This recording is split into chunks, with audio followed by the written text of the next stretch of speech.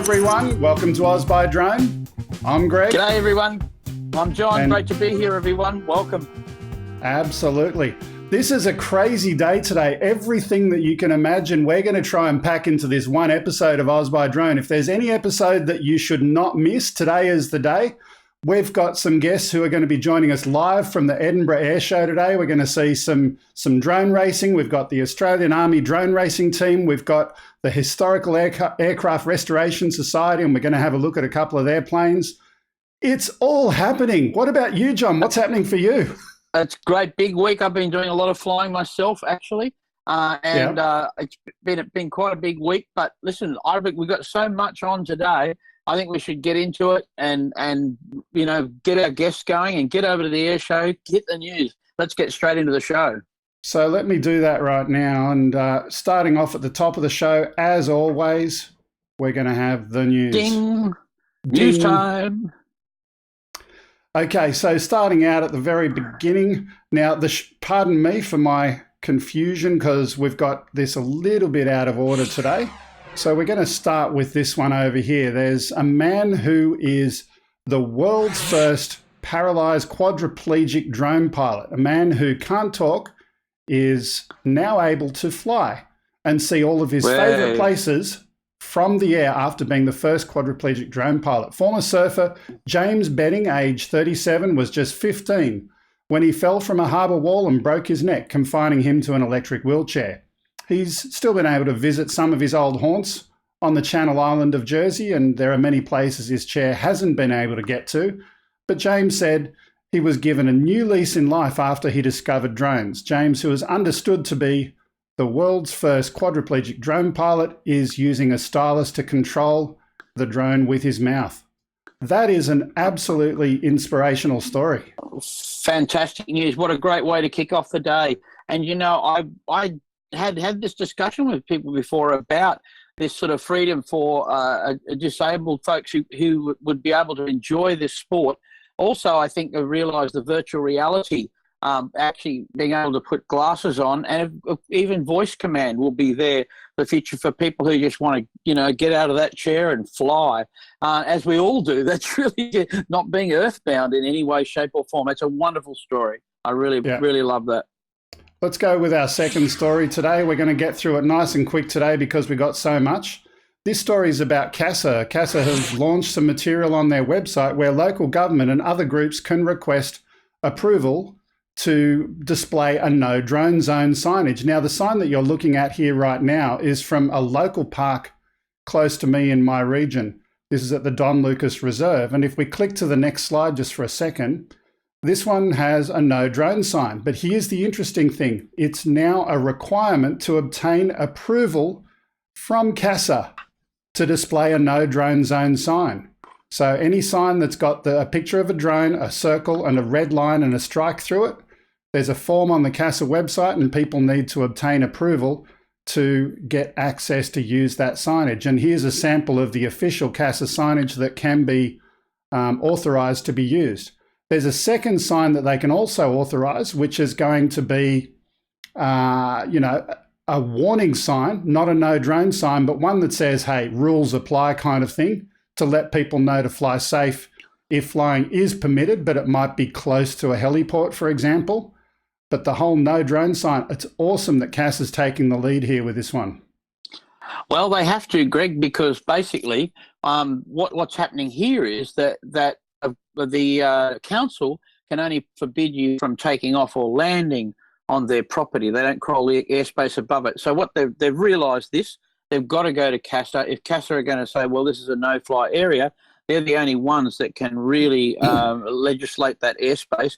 And even then, it remains to be seen. So, fly neighbourly, what we're saying here is if it's a no-drone park, don't fly there. But interesting times in moving forward about how they're going to manage that with CASA and with local councils, because we've seen in Brisbane already, as taking the lead, they have drone parks up there. They've actually delegated parks as drone-friendly parks where people go and meet and fly just as they would in a model flying club. And that's a great idea too. I mean, you're always going to be able to go to those more remote locations and fly, and they're really the fun ones anyway, scenically and so forth, rather than a park. But of course, nice to have a place nearby home where you can get your aircraft in the air if you're testing it or trying new firmware or something. Nice, safe place to do all that sort of stuff. It's great to have it handy to your house. Agreed. But the interesting one with this one is also Yowie P51. One of our viewers actually notified me about the sign that we saw a little bit earlier at our local park. And council didn't actually have the authority to put up that sign in our case. So it's a little bit of a point of contention. Long story, and we'll go into that at another point in the future. Absolutely. But for now, let's have a look at our next story as we get into it today. Now, although there are many possible uses for multi-copter drones, one thing that's important is battery life, and typically the aircraft can't fly for more than half an hour at a time, but this one's got 70 minutes per charge. This is the Range Pro X8 new aircraft, and obviously very, very useful for power line inspections. That's the particular market that they're targeting as well.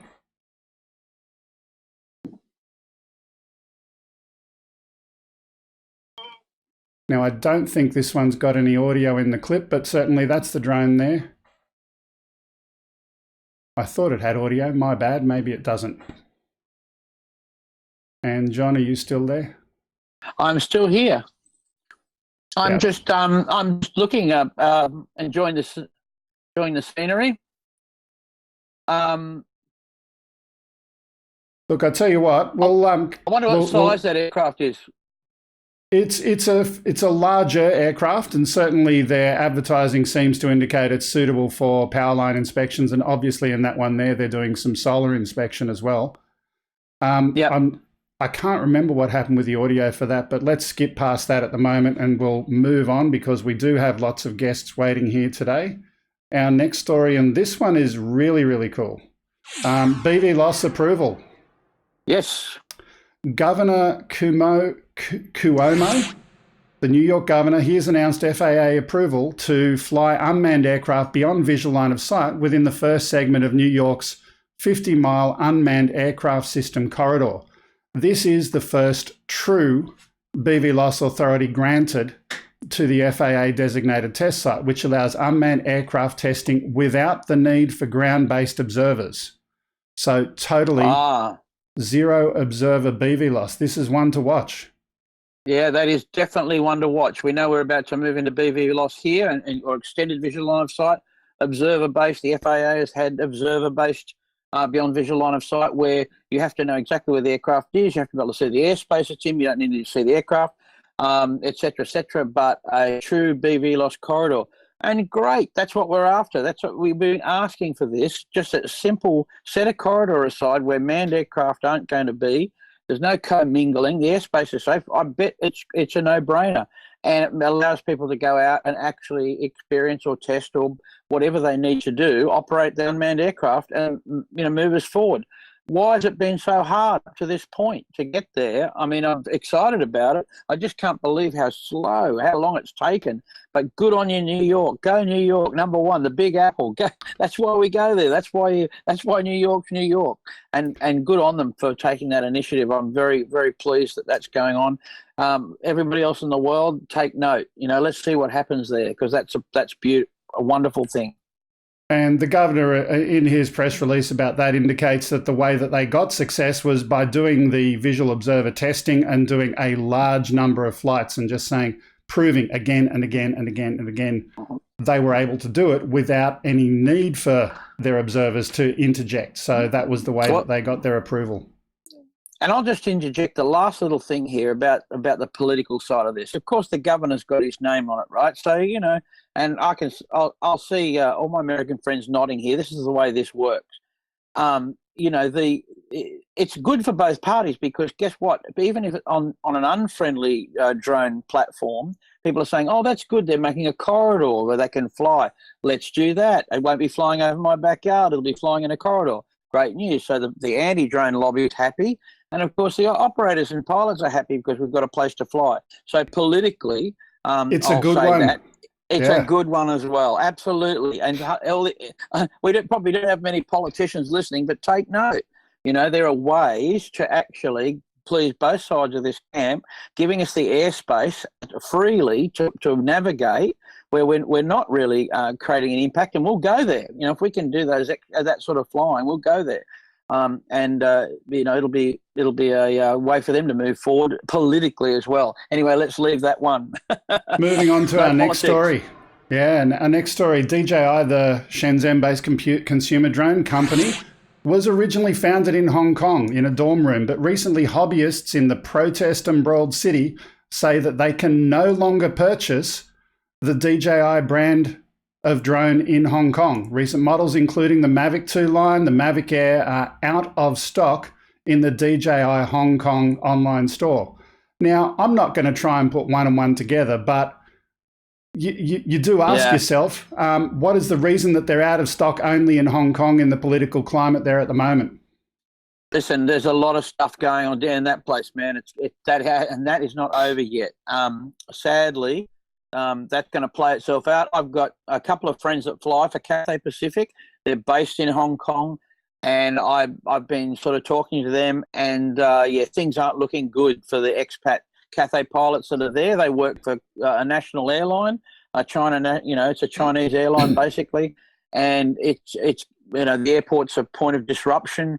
They're actually quite fearful, and the pilots are quite fearful. And you know what? The protesters are generally the ones that are trying to do this peacefully. Most of them there are, but guess what? On both sides, there's a lot of nasty stuff going on there. So I wish everyone well. I'd rather they were safe. I'm not worried about what you can buy there. I just want my friends to be safe. Absolutely. Really, that's the main thing. It's a pretty dangerous place to be right now. We've got one more quick story before. Yeah, one more quick story before we go to our guest. No photos or anything with this one, but John, you and I received an email recently from AAUS, the Australian Association for Unmanned Systems, and they've put out a noise regulation working group draft position paper. Now, the Department of Infrastructure, Transport, Cities and Regional Development believe that they govern drone noise. The regulations that they cite under their control appear to have been written, however, in my opinion, for general aviation. And I read into it, and this is evidenced by the fact that they say a noise certificate must be carried on board an aircraft. Yeah.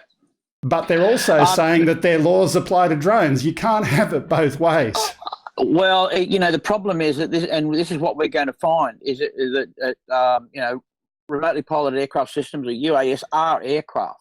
And yes, this is the department that handles aircraft noise. So one of the things here in terms of the way the government manages things, particularly in Australia, is CASA don't have much to do with aircraft noise. They will work with air services to publish noise abatement procedures, but the Department of Infrastructure and Industry, so forth, that department looks after noise in terms of what it is. So this is going to be their jurisdiction. What's really clever about the AAUS, which is about good to say here, is that they're going to make a stand on it first. They're going to actually be that representation for the industry on noise. And look, if we can apply the same sort of rules, we'll be laughing, because it's hard to make as much noise as a 767 does. But the other thing too here is the AAUS, just a little plug for them. They're about to have their AGM. They're getting a new board, re-electing a new board, moving ahead. They have doubled their numbers. There's 2,000 members now in AAUS, and this is the type of thing that we really need. There's a lot of expertise at AAUS. These guys are experienced operators and go up to even some that have operated military UAS, and so that's going to be a great thing. AAUS it's worth having a look if you want to Google their site, aaus.org.au. They've got a number of papers there and how they approach regulation and approaching on behalf of the industry how the government works things. Noise is just one of them, and we don't want noise to come into play about where we can and can't fly necessarily. It will if we're operating loud aircraft. Of course, there'll be rules about that. But let's not have that become another thing, because we haven't sorted out privacy yet. There's still no laws on privacy or final word on that. before we even jump into noise. So we've got a bit of groundwork to do on all of those things. And remember, we're a really new technology industry. We're represented by a lot of recreational people, a lot of hobbyists, a lot of commercial people, military, everything. The UAS industry is huge, and we all have things that we need representation for. And the government gets their nose in it, we need to have a voice that stands up and says, well, this is the reality. So anyway, that's just a little byline there. But AAUS are definitely worth checking out. They're doing a good job. And speaking of the military, it's time to get to the Army drone team. Let's Yay! first of all play that clip, and then we'll get him up on screen in a couple of moments. We've got a video clip.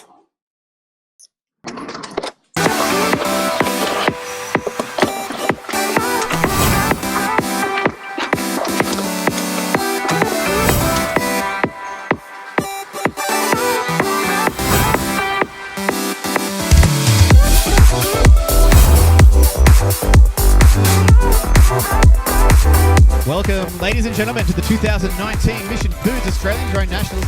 We're here at the Phillip Oval in Canberra, Australia.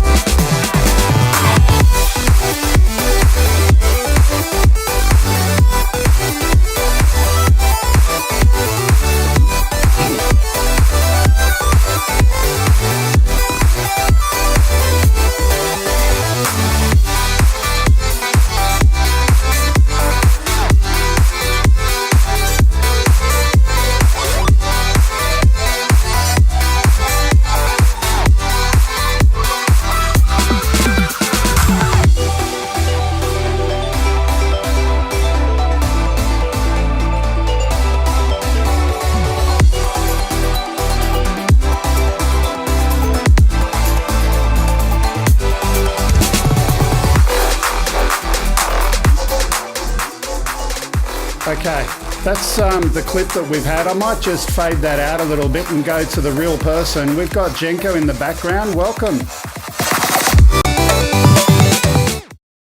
There we go. Jenko, welcome. How you doing? Don't forget to unmute your microphone. Hello, Jenko, are you there? Yeah. Ooh. No, we're muted still. I got him. His mic's working. Yeah, I got him. His mic's working. Did you send? Let's send that shot live. It should be up there. Hello, check. Yeah, his mic's on. Okay, I'll tell you what. John, I'm going to switch to you for a minute and I'm going to have a quick look. John, can you fill for 20 seconds? Here we go. Counting down, everybody. I want to tell you that Edinburgh, for those of you that don't really know, we're not talking about Scotland here. The Morrison family, of course, originally from Scotland. We were from the Outer Hebrides. But without going on from that, Edinburgh and Scotland are very famous for lots and lots of reasons. We have an Edinburgh in Australia. It's in South Australia, which is, in the south of Australia, in the middle there, just in the Adelaide city, the city of Adelaide. Lovely, lovely place. Here we go. You're back. And Jenko, are you there? Hello, have you got me? I've got you. Welcome. Awesome, thank you. So, look, really cool intro, really good video. You're down at the Edinburgh Air Show today. Tell me a little bit about that. And by the way, can you switch your phone sideways? That's better. Fill up the entire screen. There we go. Yeah, so I'm here down at the Edinburgh Air Show as part of the Army drone racing team. We're here all weekend putting on a big show in the big circus tent that you can see behind me. And we've got the local Adelaide club here as well, and they're coming around doing some racing with us, so it's been pretty good. So how many people are in the Army drone racing team? So at the moment we have 11 people in the team. With us here today we've got about 6 of us. And we all just take turns at doing different activities and stuff all around Australia. Okay. And why did this start in the first place? I mean, you're obviously using drones for military purposes, and you just said, let's go and polish our skills, or how did it all come about? Yeah, so the Australian Army is the biggest user of unmanned aerial systems in Australia. And as part of our community engagement and STEM outreach, we set up a drone racing team because it encompasses all the different skills and knowledge that we need to be able to use this type of technology. Okay. Now, what I might do at this point, we've got another shot ready to go live, and we've got a live feed coming from the racing that's inside in the tent. Let's see if we can cut to that feed and have a quick look now. Yeah, no worries. And cut. It will come. Will it come? There we go. So they're currently in between races at the moment. As you can see, a few people crashed out. But yeah, this is what it looks like inside the tent at the moment. You can see we've got a bit of a crowd going, and it's pretty good. I'm going to leave that up there a little bit, and tell me about how does racing drones help you in a military perspective? What does it do for you in your day job? So racing drones themselves, we don't use them in a tactical setting in the Army at all. As I said before, it's more about our STEM outreach and just engaging with the type of people who are interested in this type of technology. If we can get people who are interested in building drones, flying drones, programming drones, they're the future workforce that we're looking for in the Army. So it's a pretty big recruiting tool for us and a way of showing people the other side of Army. Okay. I'm just having a look down at the chat that's on the screen at the moment. Have we got any questions in the chat at all from anyone there? And John, any questions from you? These aircraft we use as general purpose aircraft. John, are you there? Advanced trainers through the war. Yep, got you. The technology people that you're looking for, the young people who would be interested in this, are going to be the type of people that you want in the Defence Force. What an insightful thing to do. It's just as simple as that, isn't it? I love it. But, congratulations. And I know you guys fly real well. I mean, I know it's a great team as well, and that helps too, doesn't it? And you must be having some fun. I ask if you're having fun. We're having a great time. I mean, as you can see, we're down here at the air show, flying drones around. We get to see the rest of the air show as well, so it's pretty good. We did Avalon at the start of the year as well, and that was a whole week of drone racing, which was pretty taxing on all the gear, and it was a bit tiring, but it was an awesome experience. Jinko, while I'm on asking you, just a personal thing, because we're looking at the UAS industry and where it could go anywhere, with the skills that you guys have got, did you ever wonder at night when you're lying there whether the Army might knock on the door and say, hey, well, you reckon we could try this? You'd be the guys to do it, wouldn't you? I mean, obviously, I'd knock on your door and say, yeah, come, we've got to try this. I mean, because it's a completely exploratory world. Yeah, so, I mean, the thing about the drone racing technology is that it's progressing so fast these days that a lot of it we can actually implement into new modern military tech as well. So some of the long-range systems, some of the HD systems that are coming out these days, there's no reason we can't start implementing those systems into military tech. So it used to be the military tech was, overtaking civilian tech, but I think it's both are on par with each other these days. So we can definitely learn from the civilian sector as well. What's your stream in the services, Jinko? Apart from doing this, are you a battle commander, a general, or what do you do? So I myself am a communications officer. So I'm responsible for setting up communications networks and making sure that when we go somewhere, we can achieve strategic and tactical communications. So a lot of people don't think that applies to drone racing, what I do, but if you think about the amount of control links and the video links and the telemetry links and stuff to do with that, being able to understand how RF works and how you can get the best of our systems definitely comes in handy. Yeah, what do the other guys do? Are they fairly broad across the military, across the Defence Force? Yeah, definitely. So we've got infantry, we've got engineers, we've got avionics technicians, we've got, everyone in Army can join Defence or the Army drone racing team because it's an approved sport in Defence these days. So a lot of guys don't actually fly drones for their day-to-day job. We just do it because we love it. So anyone can do it. Great. I had a question in the chat there. I had a question. Someone's just asking what type of aircraft are being flown there today. Have you got any details on what's there? As in at the air show itself or drone racing aircraft? Drone racing aircraft. Yeah, so it's all custom-built drones that we fly. We build them ourselves. You choose all your components online, and much like a V8 supercar, you choose the components that you want to either go fast or go conserve battery or whatever, put it all together, solder it up, program it, and then fly it, and hopefully it gets up in the air. Yeah. So what are we looking at in the feed now, Greg? We're racing again, are we? Yeah, so we're racing at the moment. While that's happening there, I'll just share Victorian Aerial Vision did ask a question. I'm going to share the question, but I won't ask you to answer this, Jenko, because I think I need to get to your boss. Someone's saying, what does the Army think about regarding DJI products? And I'll get back to your boss at some point in the future and see if he can comment on that. But yeah, there's been a lot of discussion. I'll quickly interject my comment there briefly. The current DJI products, in my opinion, there were some problems with them previously. But, DJI have shut a lot of the doors, and I think it's more a political and trade battle now happening out of the US. But that's just my opinion. I'll go and get on to your boss at some point and get an official answer from the Army about that. I think that'd be appropriate. Any other questions, John? No, I'm good. I'm watching the race, man. I'm trying to see who's winning the race.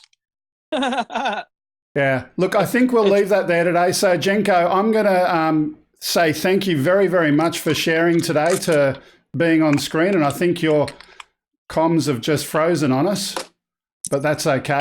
Can we plug where they can find the website for these guys so you can check out our Australian Army drone racing team, Greg? I can do better than that. We've got Nightbot, who's going and talking regularly in the channel, and he's putting up the Australian Army drone racing team. That's being put up into the chat periodically, and as is the HARS website. So we'll say good. Thank you. Are you there still? No, Jenko's still frozen. The wonders of Telstra. So what we'll do, we'll say thanks to him, even though he's not here. And we're going to go right now, totally out of order, to Explore Australia. And Jenko's going to go and race over that phone that we're using there. And we're going to have our second guest coming in as soon as he gets that phone to them. So in the meantime, let's go and bring up Explore Australia.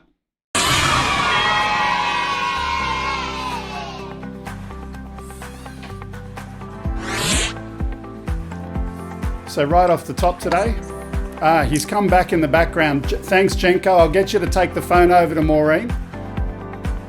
And in the meantime, we've got Explore Australia up. And just to share, this is from Massey Video Films.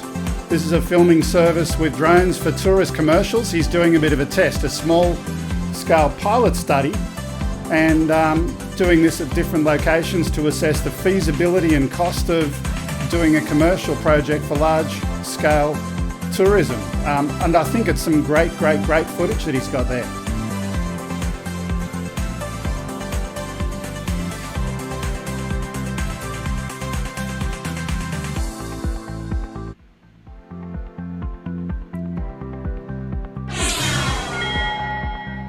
And our second one today, this one's from Drone Girl Sydney is the name of the channel. And as always, I do ask everyone who's watching to please do go to the description in the video for our show today. Go and click on the links and go to those channels and say hello. Tell them that you saw them on Oz by Drone. And, if you like their content, click the subscribe button for those channels. But this one, Drone Girl Sydney at Curl Beach at North Sydney.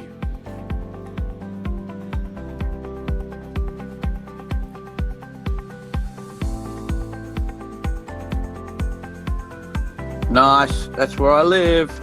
I can see my place up there in the north. Look at that. Oh, yeah, I can see home.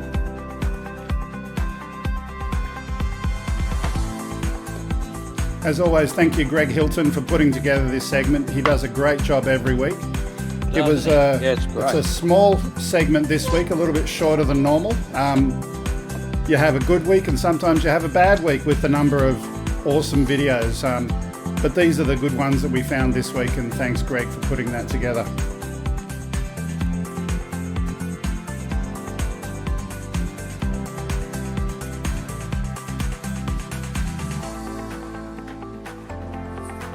By the way, I'm just reading a comment there from Grumpy. It was Telstra's fault, not the communications officer fault that the video was glitching. So, Jenko, we know it wasn't you.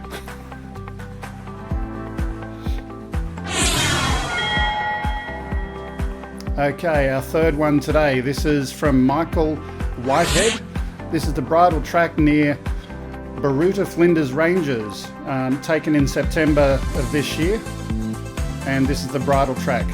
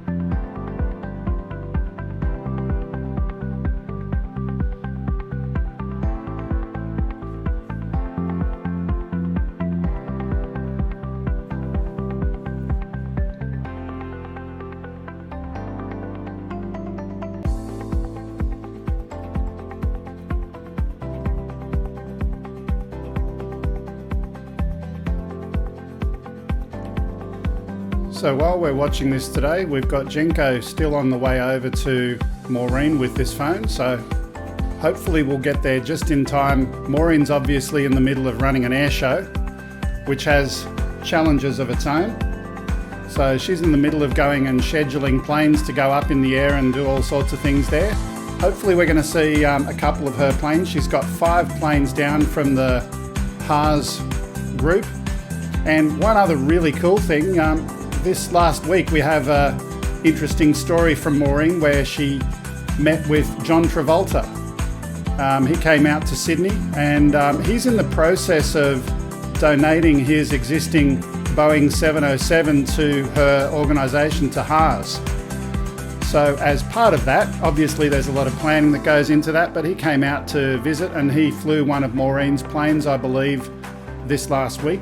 I did have a photo from Maureen.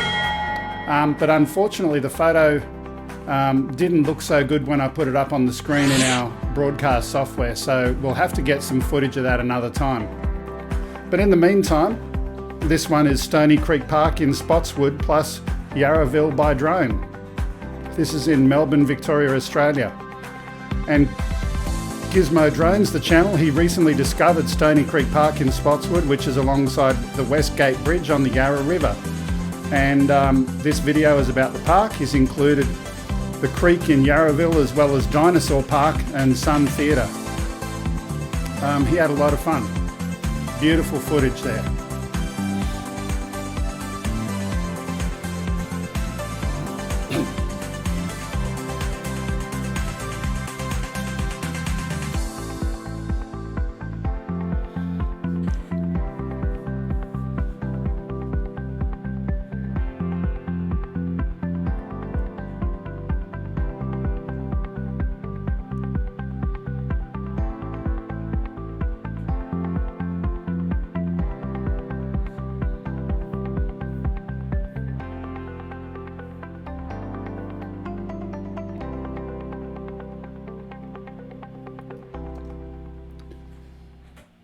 Okay, and we're back, John. So at the moment we're still waiting for that phone to get to Maureen. I was hoping it's going to get there, but I can see Jenko's face there frozen again. And just to reiterate what Lloyd said in the chat before, this is not Jenko's fault as the communications officer. This is definitely a mobile phone network glitch. Yeah, often at the air show too, the problem is that you've got, tens and thousands of people probably all on their phones and sending pictures, and so the cell network is not able to cope with that many calls, most likely. I mean, that's what I've experienced. Sometimes it slow down when you're in a very large crowd. Other times they supplement the cell. So yeah, so while we're waiting, we've got a couple more news stories, and they had a military theme, so let's go and run with a couple of those while we're waiting. So the first one, this is a US Army related story. And if I just get that back, where is that one? There we go. So the US Army Engineering and Support Center is testing the new SenseFly EBX fixed-wing unmanned aircraft system. The newly acquired system conducted its preliminary flight survey just outside the Army Engineering Center in Huntsville, Alabama. The system will be used by the service to collect mapping data and high-resolution photography to support the centre's more than 40 programs and several missions conducted globally. Really nice mapping drone, and it looks very similar to something you and I have flown before. It does, Greg. Just briefly about the EB. Look, this is an out-of-the-box aeroplane that works really well for mapping. I got to say, I flew it. I found it incredible how it works, because to reduce the vibration during the shot, it powers the engine down and takes a shot and then powers up again. So the thing as it's flying on, it goes rear, rear, rear, and shuts down, and while it's pulsing.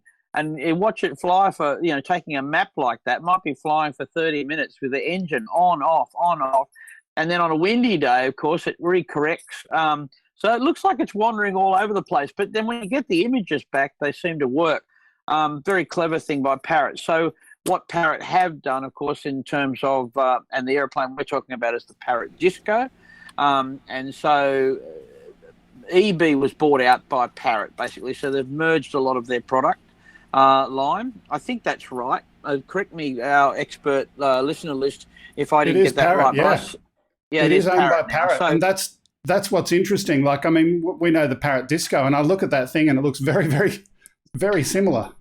Well, when the Parrot Disco was discontinued, because they were buying the EB, the Sensefly, and coming in to take that market, a Parrot had gone from $2,100 down to $500 Australian dollars. And you well and truly know, Greg, we bought 3 of them that day, and they're still sitting here, still getting used. But, of course, Parrot now have the Disco Ag version, which is actually what the EB does for the agricultural stuff. $25,000. Thank you very much for that one, with the Sequoia sensor in it. Now, I can hear that we're getting a feed in the background there from the air show. Do you want to see if we can get that clear? I know it's pretty windy. Let's see if we can get that in. I'm not hearing the audio here, but let's just see how we go. Welcome to our guest, Maureen. Are you there? Hello, I'm here, Greg. Hi, Maureen. Thank you for joining us. Hey, you're very welcome. It's very, very windy and very cold here in Edinburgh. Okay, so Maureen, you're part of the Historical Aircraft Restoration Society. Tell me about that. What is it? When did it start? Okay, well, the Historical Aircraft Restoration Society, or HARS as we call it, has been going now for nearly 40 years, and we are based in the Illawarra. That's 1 hour south of Sydney. And we usually take our old aircraft or warbirds along to air shows in various parts of Australia. So this weekend we are down at Edinburgh, and we have 5 of our big aircraft. We have the Caribou, the Catalina, the Neptune bomber, and the P3 Orion. Okay. Are you able to turn the camera around and kind of point it to a couple of your aircraft and quickly walk us through some of that? Can you see it now? Yeah, let's just get Can you see it now, Greg? We can absolutely see that. What's that aircraft we're looking at there? That's the Catalina, is it? That's the Catalina there. You can see the people all around it. It's a very, very popular aeroplane. The Catalina was originally a maritime aircraft, surveillance aircraft. Just point it down a little bit if you could, Maureen. We can only see the tail. Sorry. Can you hear me? Yeah, just point it down a little bit if you could. We can only see the tail. There we go. That's better. Are we good there? Okay. That's well, the beautiful. Catalina was superseded by the Neptune, which I'm coming towards now. Okay. And the Neptune is a maritime surveillance aircraft as well, which used to fly low over the ocean and detect anything under the water, including submarines, etc. Okay. So then our one here on my left here, which I think you can see quite well, that's the Caribou.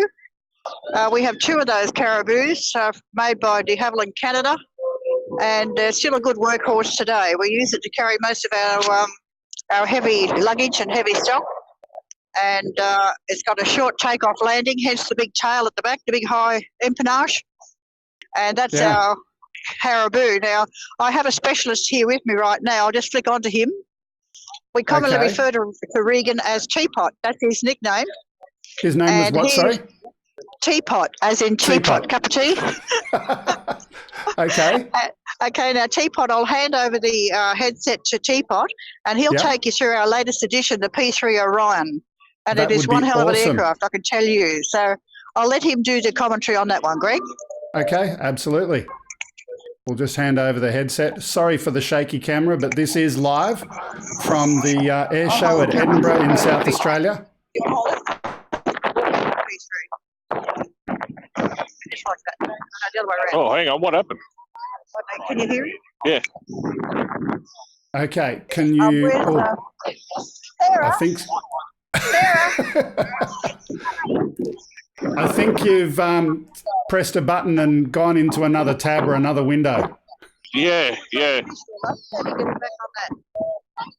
Audio, but no visual. I don't know. My phone. If there's any Android experts in the chat room, how do you switch apps in an Android? Get the Army Communications Officer back. Yeah, we got it. How do we get back You lost it? Yeah. You don't want me to. Oh, no, you closed it down. Did you download the app? It's not an app, it's a website. You just got to get back to the web browser, which... There we go. Excellent. Okay.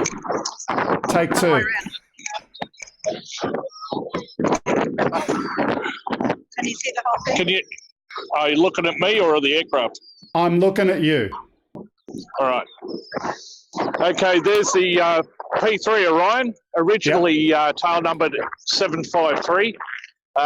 It's one of our Charlie models. It's the only civil registered P3 in the Southern Hemisphere, which was donated to us by the Air Force.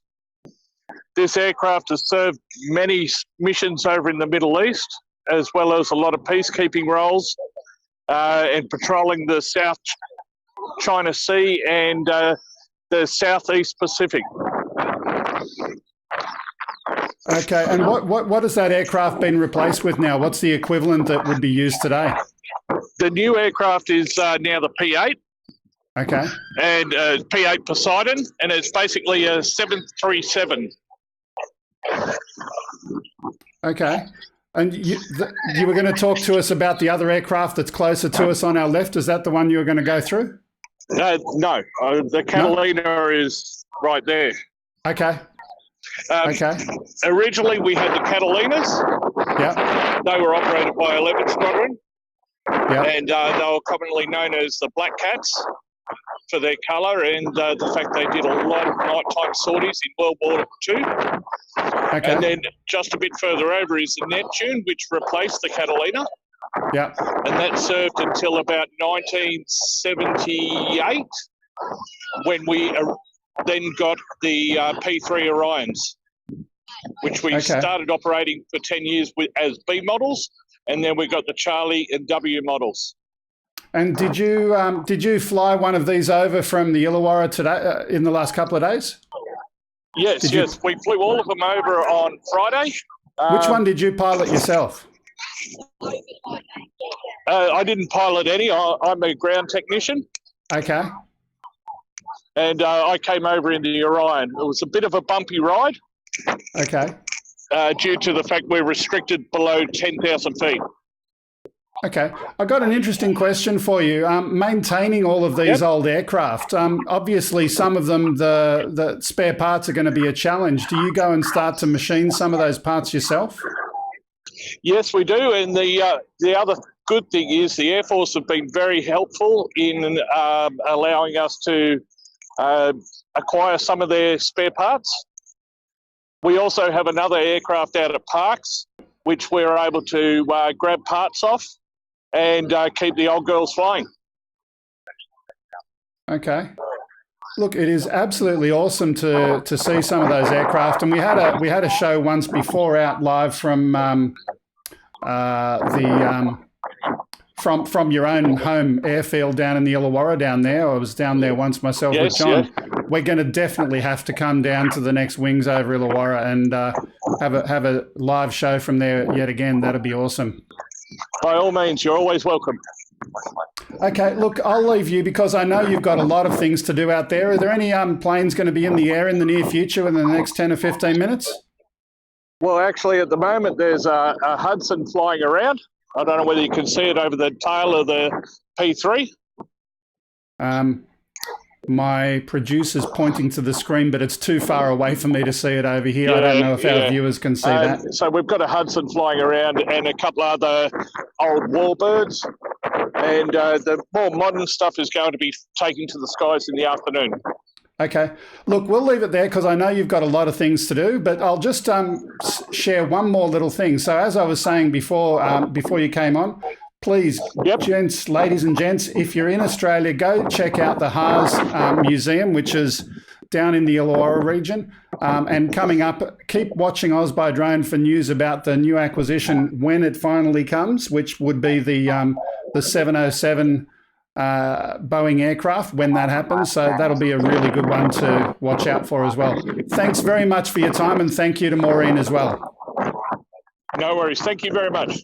Okay, let's go back to the studio with John. Yeah, that's great. What a treat to see those aircraft and that they're flying them still. They're flying them, absolutely. Absolutely. Really exciting. And you know what? The HARS Museum's very much worth a look. They have an air show down there in the Illawarra each year. But I've got to say, there's a 747 sitting there on the ground, which they got into that airport. Greg Matthews is the pilot, who's a mate of mine, and he was lucky enough to skipper that aircraft down there with no seats in it and not much fuel. Just a 7 or 8 minute flight, I believe. But it's I'll just interrupt and say to have a 707 be great. We've got. I'll just interrupt for a second, John. Museum. Yeah. I'll just interrupt for a second and say thank you to our friends from the Australian Army. They're still in the background there. Let's put them on. Put the mics back up. Thanks, Greg.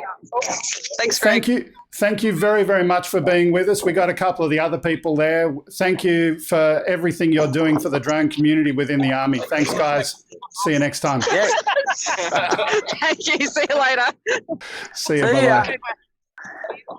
Okay, back to the studio. Go fast and turn left. So yes, that's great to have those guys there and those little things alive today on the show.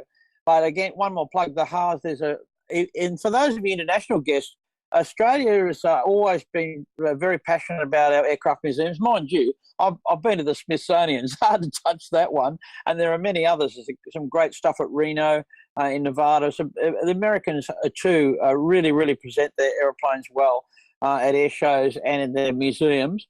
Because if you end up going to the UK, you'll see a lot of Spitfires and those sort of things. So we pride ourselves in looking after the warbirds here, and these guys do a terrific job. There's 747, 707 in Longreach, which is right out in the central outback of Queensland, where Qantas began, its very first home base. And of course, the main one to see is HARS. There's another one in Darwin where there's a B-52 and an F-111 that you can crawl over there. And that's a great little museum because there's no one really looks after it. There's a little old lady at the front who puts a stamp on your wrist. You can go inside and you can crawl all through these airplanes, right through the B-52. You can have a look, so you can have a sit in the F-111. It's just a great museum as well. So I don't know if there's a tour company that does aviation museum tours in Australia. Maybe there's a startup for someone, for aviation enthusiasts to next time the Avalon Air Show's on to go and see all the others as well. So just a quick interruption there. I just want to thank Metro Drones for the super chat. Thank you very much, Metro. It's very much appreciated. Have I missed any other chats that I need to acknowledge? I'm just having a quick flick back. I can see Lloyd checking it in the background. He's nodding his head saying we got him. We got them all? Okay. We got them. Yeah, thumbs up. It's all good. Okay. So, and I suppose the other thing, Greg, is that, not in a historical sense, but we'll see drones and UAS systems more and more at air shows. Avalon Air Show the last 2 times had a massive pavilion with all sorts of military and domestic commercial UAS. And we're going to see more and more. And wow, imagine one day you'll be able to, they'll say, look at this, an historical Phantom 4 Pro. Remember these? Look, someone's keeping it flying. They've still got software from Back in those days, and look, here it is. We look after it. We've got an engineer, and we're looking after his historical drone. John, John, it's been done. It's been done. When I was in Korea and we went to the DJI shop, you go downstairs into the basement, and there is the DJI museum, and they've already got the Phantom 4 in the museum. Ah, there you go. Did you see a 2 and a 3 as well? The guy's still flying around. Yes, absolutely. Well, that's right. Well, we've got computer museums. Of course, you can go back and see very early Commodore 64s. It's not that they're not that old. I tell you what, a Catalina's a lot longer in the tooth than a Commodore 64. But no, that's exciting. Yeah. So what we're going to do now, we're just going to go back to a few of our news stories. We've got a few military kind of related. We've got a military theme today. Let's just have a look at a couple of those, and then I've got a quick giveaway to do as well. So this one here, the 102, the US Navy says that it's developed a new system known as the Topside Drone as a corrosion and anomaly detection sensor, payload and processing system. That's a mouthful. It's a big mouthful. This is outfitted on a commercial unmanned aerial vehicle to help inspect for material defects, corrosion and warping and more. Look at corrosion. I mean, corrosion is a big deal, and it's an ongoing thing. That's transmitted too. I wonder what we're out at sea. There's always rain. There's always seawater coming in. Corrosion is there all the time. So a UAV can go around and take photos of the top side of the ship, collect that data quickly, autonomously, and then be able to make those same assessments without tying up the sailor's time. We're going to develop a 3D model of the ship that's representing the current configuration of the ship that we can use to detect things like corrosion, maintenance issues, and that sort of thing. Hopefully before they become a problem, and can keep the ship more available to the fleet. Now, I'm just going to pause that there instead of watching the rest, but I do want to share. Sorry, you said something, John? I just saw the birds enter the picture and I thought, here we go. No, there was no bird collision. It was all going well until the bird, came and attacked it. Yeah, but here's an interesting thing. If you listen to what they said, they're building a 3D model of the ship. Yeah. And they're using that as a baseline. And then each time they go and fly the mission, they're going and say, what is the anomaly? What is different to what was originally there? And if there was a bird on the ship at the time, well, there's a bird defect there. Well, it's a nice bit of photogrammetry because we've only done 3D models of stuff attached to terra firma. But I imagine anything like a ship has got to be moving slightly, even with the tide. So you'd have to have ground points, ground reference points, if you like, on the ship itself to build the model. Otherwise, it would be rather curly. I'm not sure how they do that, but somebody cleverer than me has worked it out. So that's a good thing too. I think they'd be doing a local equivalent of GPS satellites from fixed points on the ship itself as reference points and saying, here I am, and using that as a beacon. Well, you can exclude the photos. When you're doing photogrammetry, you can exclude the photos outside the ship. We often have to do that if we've got horizon, because if you've ever got horizon in a shot in photogrammetry, the stitch goes a bit pear-shaped. But they would exclude that, and they would have their tie points. So a lot of the, if you like, the control points could be on the ship as a reference to the ship. You can't reference a point on the ship to a GPS position, and yet you're using GPS for the photogrammetry. So I'm assuming, well, if they're using a different system to GPS for stitching the photos, then that's pretty good too. But GPS has been the primary way that we do that, and anything that moves with photogrammetry and using GPS as against the Earth itself, that's a tough one. Yeah, just a comment that I saw come up on the screen regarding eyes on the drone. So if you follow the Ken Heron theory, he's got eye stickers that he puts on the drone so that birds see it as another living creature and try and not to hit the eyes where, I don't know, could be true. And I've also got another quick thank you, $10 from Steve Carpenter. Thank you for the super chat. Excellent show, Greg. Having the air show and drone racing live. Thanks to all of the people that helped bring this to you live on the channel. It was a technical feat Let me see if I can cross one more time. There's 2 shots over to the right. Let's just see if they're racing now. Put it live up. Next one. There we go. I wonder if they're still racing. We'll bring that up for a moment. It'll take a few seconds. There we are. They're still racing live there in the background as we speak. That's cool. Yeah.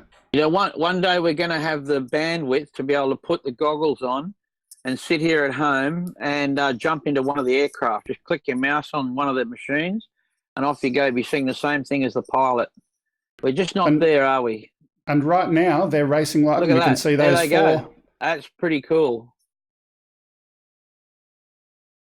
The and wonders of modern technology. And the data as well. I mean, I'm looking at the, you can pop up the feed, the actual telemetry feed. That's great. And what was also interesting, in the pre-flight, I noticed that they had a spectrum analyzer going and having a look at all of the frequencies they're using within there. So that was part of their pre-flight briefing, to actually have a look at the RF space that they're using. So these guys are in a netted space, obviously indoors at an air show, which is fantastic. And that's the way it is as a spectator sport, isn't it? I want to be away from other noise. I want to be able to hear those motors. You know, that's part of the fun of Formula One. You know, and really, if you've been and watched drone racing, you'll appreciate the RPM and the sound that these machines make. Yeah.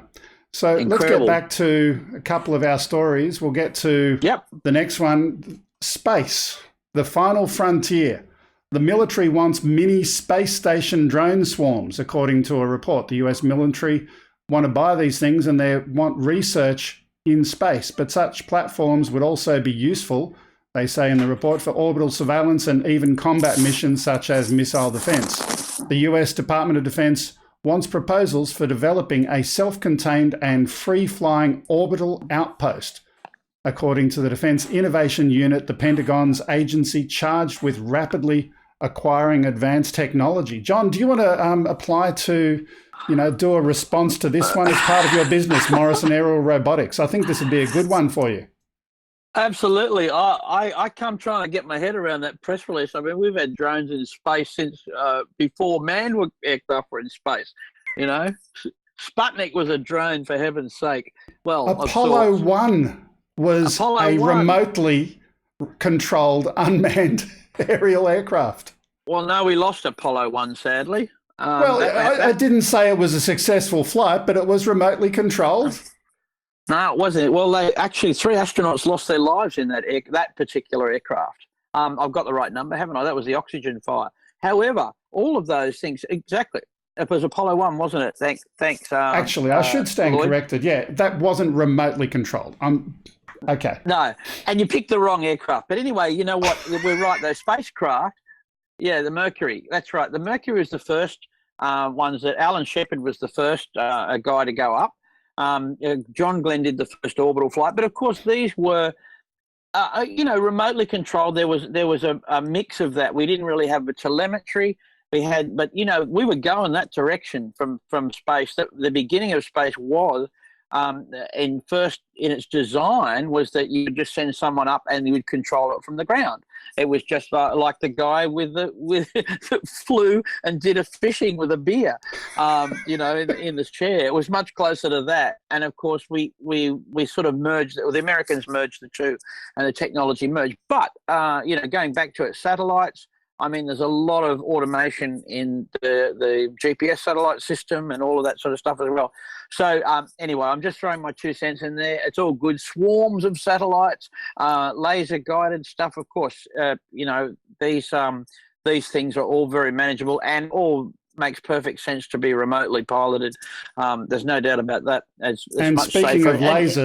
Speaking of lasers, thank you for that great throw and transition there. Our next story, the Athena system has successfully defended a threat. The Lockheed Martin LMT demonstrated their laser weapon system for the US Air Force at a government test range at Fort Sill, Oklahoma, where the system successfully engaged and shot down multiple fixed-wing and rotary drones. We've got some old footage here. Let's just quickly put that up.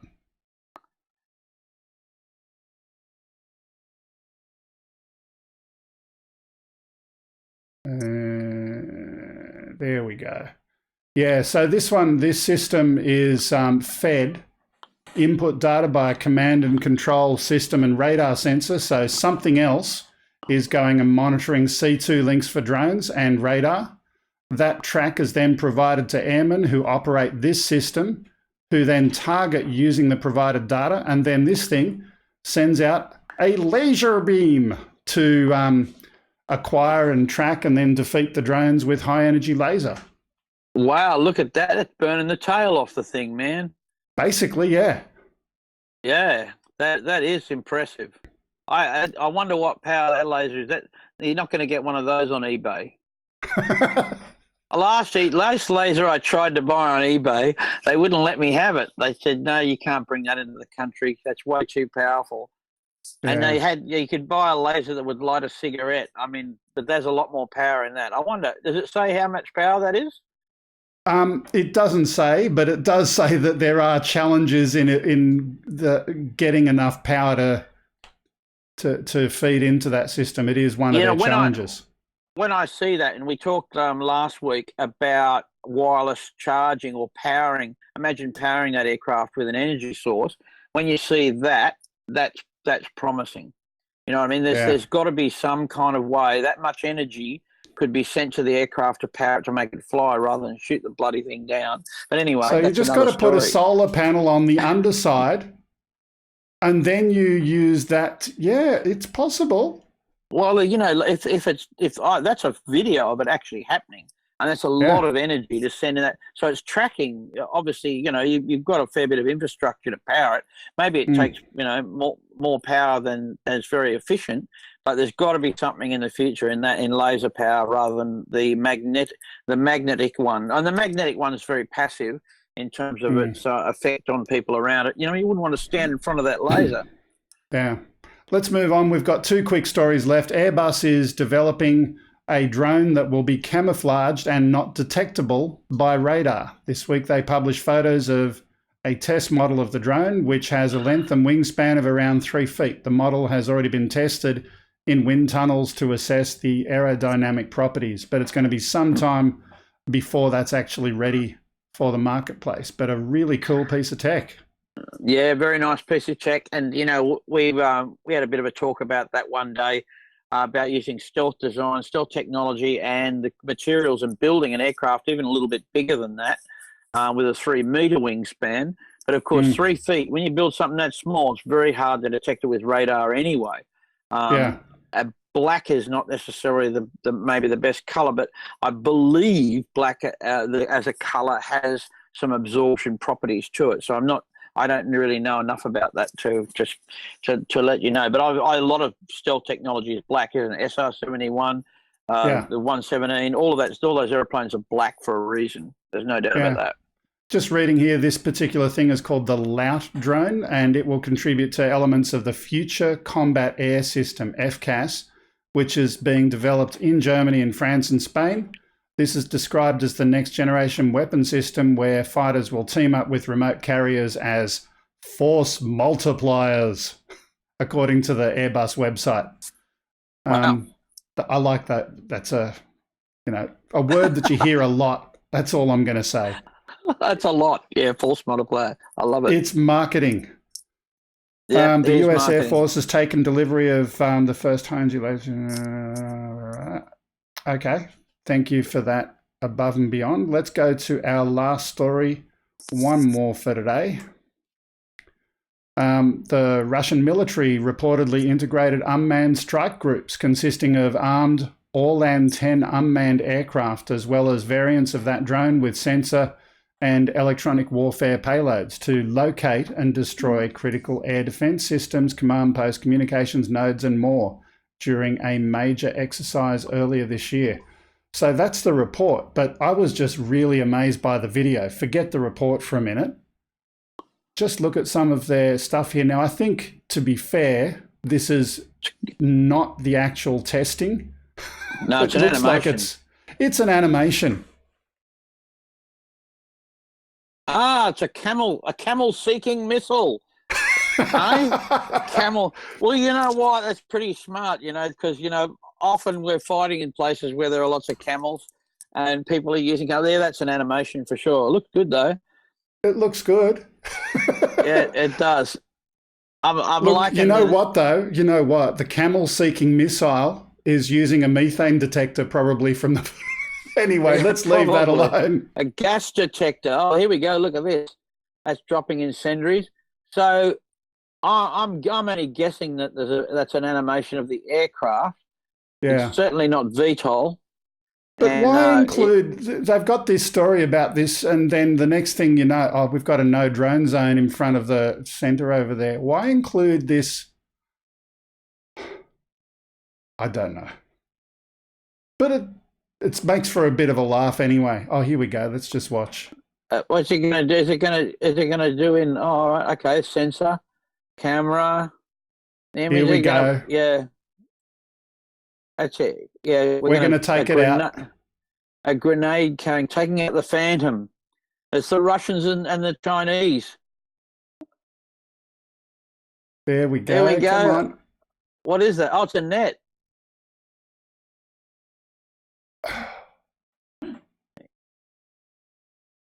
Yeah, that's right. I have nothing. Oh, okay. Look, it's a lovely cartoon, and the thing that's missing, the thing that's missing out of that, Greg, is you would not build any future technology is going to be VTOL. Honestly, it's going to take off from a truck. What do you drive a truck along a bumpy road and let it launch? And how do you land it and all that sort of stuff? Anyway, that's just a little thing. The question from Mike B, the drone ranger, is the truck included, or do you have to get the Fly More combo kit for the truck to be included? Yeah, that's definitely the add-on as well, And I suppose whatever you're carrying in it too is probably a bit of an add-on. You'd have to select what ordnance you wanted to carry. Yeah. I mean, I'm not going to carry a net. That's a waste of time. So we get to the end of our show, but for those people who've stayed with us all the way today, I've got something special. We're going to have a giveaway. Yay! Yay! We're going to give away a license for No Limit Drones, the piece of software that will unlock your DJI drone and unleash it. This license is good for 3 months, but if you do a review of the product and submit that, we're going to unlock that and turn it into an unlimited license. So full unlimited license. Just need to get you to do a review of it. And all you need to do is, in the chat right now, pick a number between 1 and 100. That's it. Just type in a number. You can type in a couple of numbers if you want. It's okay. We won't hold it against you. And I need you to be going and having a look in the background, my friend, as the first person who types in the magic number that we're going to pick. We've got the Picatron 63? 4000. I'm not supposed to say that, am I? Well, No, it's random. We're going to go and put the Picatron 4000. This is a test run. This is not the real one. This is the Picatron 4000. Okay, so that's how it works. Now, this is not the number, but if you had typed in that number, you would have won the prize. So that's all you need to do. Why is that on the screen? Redraw. Okay. Guys, type in a number. You can type in more than one number. We're going to go. This is the real one. Are you ready? Here we go.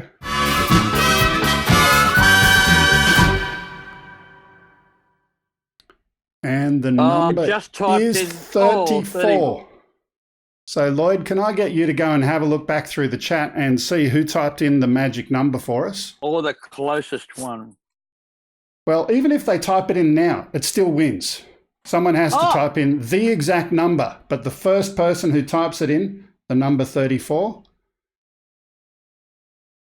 Oh, what's this? Having a tough day. Send me photos of your cute, goodest boy insect drone. So that was a tweet that came in earlier today.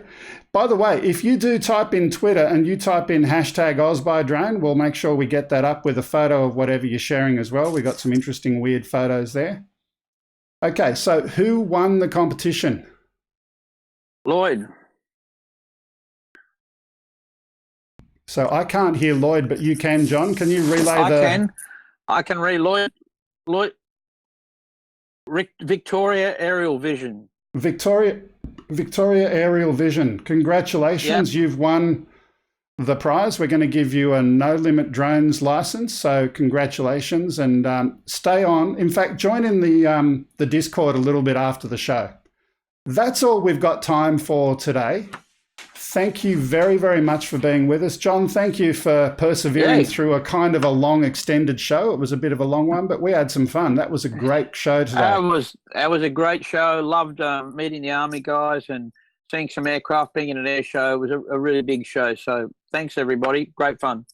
Okay, that's all we got time for. I'll quickly put up one or two announcements, the usual ones. So number one, if you do want to send us anything, send it to upload@gregkuhnert.com.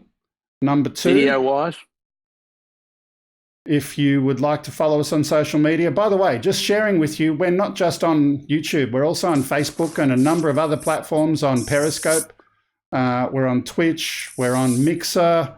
All of those different platforms. You can catch us on whatever works for you, but make sure you do follow us on those platforms. If you would like to send us anything physical, the address is 5/127 Princes Highway, Sylvania, New South Wales 22224. Okay, we've come to the end. Thank you for watching. Thank you for being with us, and congratulations to Victorian Aerial Vision. See you next time. Bye-bye. See ya. Bye, everybody.